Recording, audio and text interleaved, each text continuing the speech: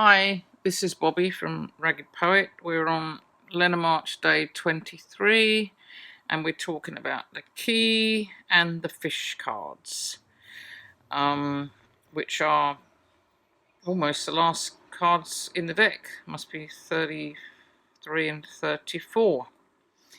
So what do these cards mean to me?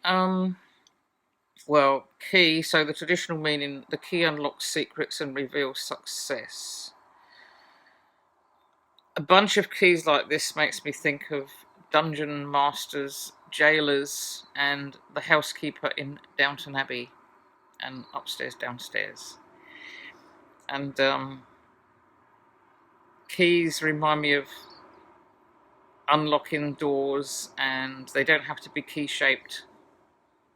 The major arcana in the tarot are the classes called keys in the Toff system, I believe. Or the Golden Dawn anyway. So you have one card, say you take the Magician or the Fool or whatever, and you meditate and look into the meaning of that card. That can be a key to unlocking something. Just like anything else, a fairy story can be a key to unlocking hidden knowledge. So the key itself unlocks doors and Pandora's boxes and stuff like that. But other, like metaphorical keys, unlock other things. And the tarot, to me, whether it's a Golden Dawn based or Toth based deck or RWS or whatever, acts as a key for me to connect to my subconscious. That's how I tend to use it. If I really resonate with a deck like the Deviant Moon, I open that deck and it's a key. It's unlocking all these different doorways into my subconscious. And so that's what the key means to me. And the fish, I don't really have much resonance with fish in my life. I just think of goldfish and winning fish at the fair, in taking them home in a little plastic bag, and then the poor things die and I get really sad. And the Pink Floyd song, oh, how I wish you were here. So in Lenormand it means money, luck and creative flow. And I suppose the luck, winning a fish at the fair, is kind of lucky, but not really for the fish. And I remember we had fortune teller fish that used to curl up in Christmas crackers when we were kids.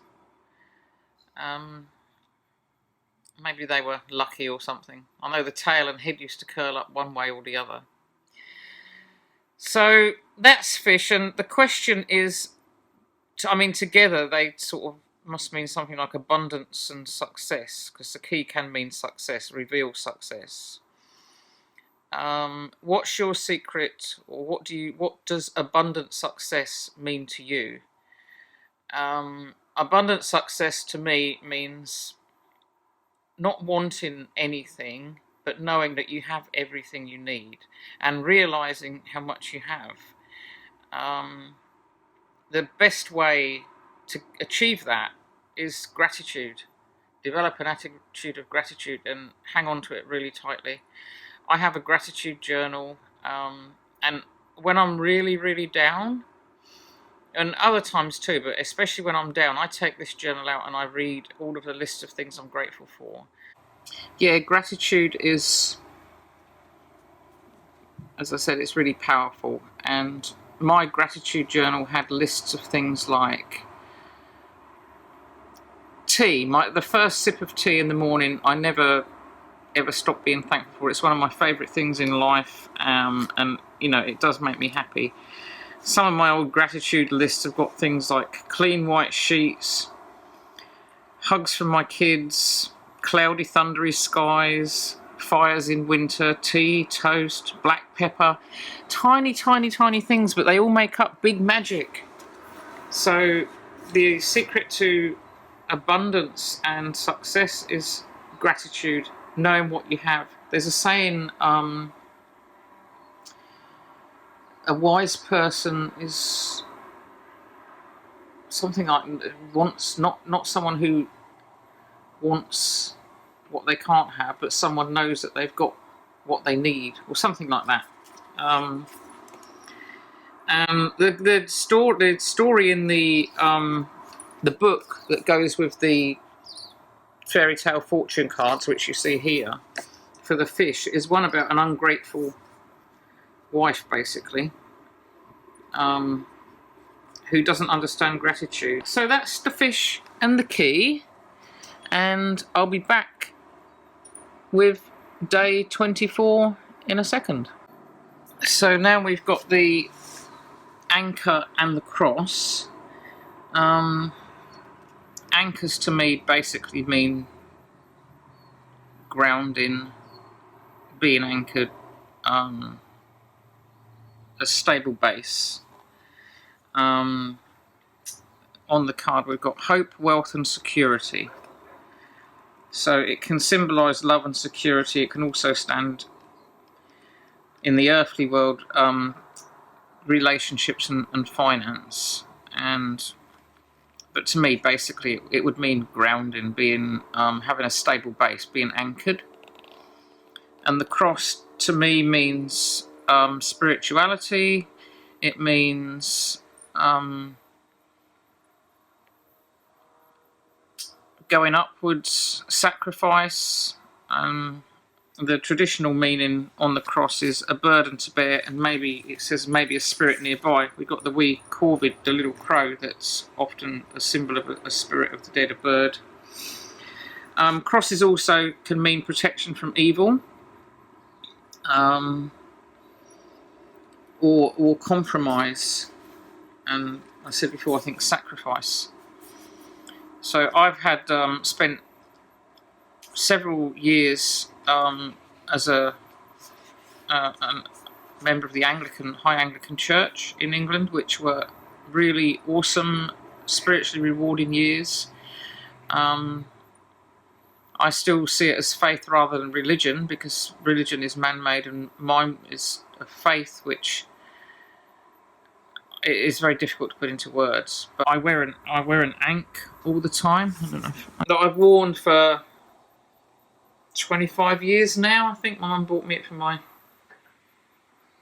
birthday many years ago, and there we go. There's my ankh, which is very much like an anchor. When you put it next to the anchor card, the anchor and the cross are quite similar.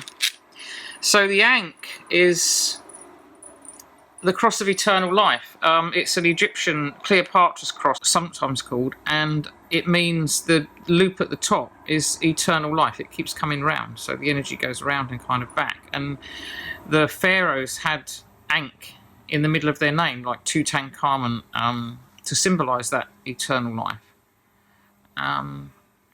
I always wanted an ankh, and then suddenly I was in my mid-20s or early 20s, and my mum surprised me with an ankh and a tarot deck. My first tarot deck was bought for me, out of the blue. She never normally got me things because she didn't know what I want, or she'd send me some money, but that year she hit the jackpot, and I got my ankh and my tarot of the cat people. So they're what they mean to me. And the question is, what do you do to stay grounded in difficult times, when times are rough? And